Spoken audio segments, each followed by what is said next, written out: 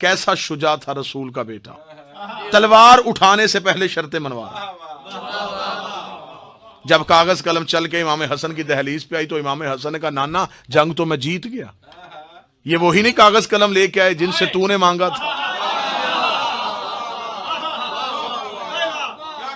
तारीख में आज भी इब्ने खल्दून से लेकर सुलेमान नदवी तक जिसने भी सीरत लिखी, उसने लिखा कि इमाम हसन अलैहिस्सलाम ने पहली शर्त लिखवाई कि आज के बाद हाकिम शाम कुरान और सुन्नत पे अमल करे।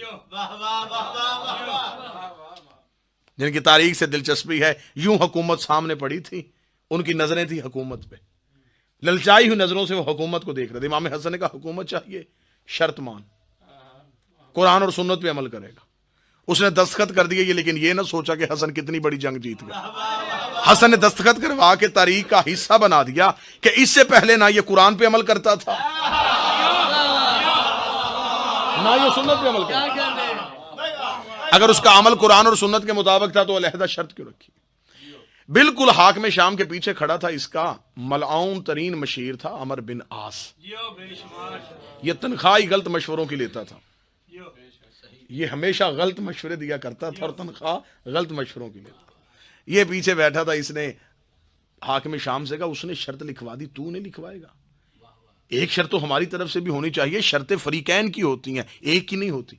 उसने कहा, जल्दी बता शर्त क्या लिखवाऊं? उसने कहा, इसने लिखवाई है कुरान और सुन्नत पे अमल करेगा। सरकार सुनिएगा, तू शर्त लिखवा के सीरत शेखैन पे भी अमल होगा, सीरत शेखैन पे अमल करवाया जाएगा। जब सीरत शेखैन पे तकरीर पे पर्चा होता है, इशारे पे नहीं होता, और यहां तो वैसे भी नहीं होता। सीरत शेखैन पे अमल होगा। जब सीरत शेखैन का लफ्ज है, जुमला सुनिएगा, इमाम हसन जेरे लब मुस्कुराए।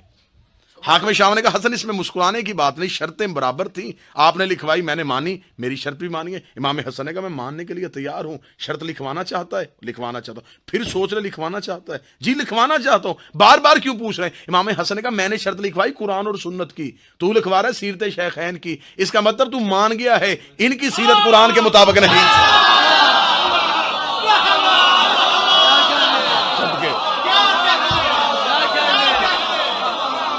इनकी सीरत कुरान के मुताबिक,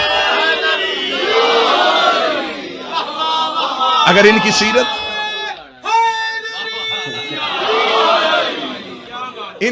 कुरान में सुना, इनकी सीरत कुरान सुन्नत के मुताबिक। तीसरी शर्त मेरे बादशाह लिखवाई, बादशाह लिखवाया कि आज के बाद कोई मिंबर पे बैठ के मेरे बाबे अली को नहीं भौंकेगा। उठा ये तख्त मेरे बाप की इज्जत का सदका है। दुनिया सज संवर के हसन के सामने आई थी। हसन ने कहा, उठ, तुझे नहीं पता, तुझे मेरे बाबे ने तलाक दी हुई है, जिसे बाप तलाक दे वो बेटों पे हराम हो जाती। ठुकरा दिया हसन ने तख्त और ताज को। चौथी शर्त लिखवाई, जहां जहां हमारा शिया रहता है, हमारा मुहिब रहता है, उसकी इज्जत और जान पे हरफ नहीं आना चाहिए। ये शराइत नहीं थी, इमाम हसन जंग मुसल्लत कर रहे थे उनके ऊपर।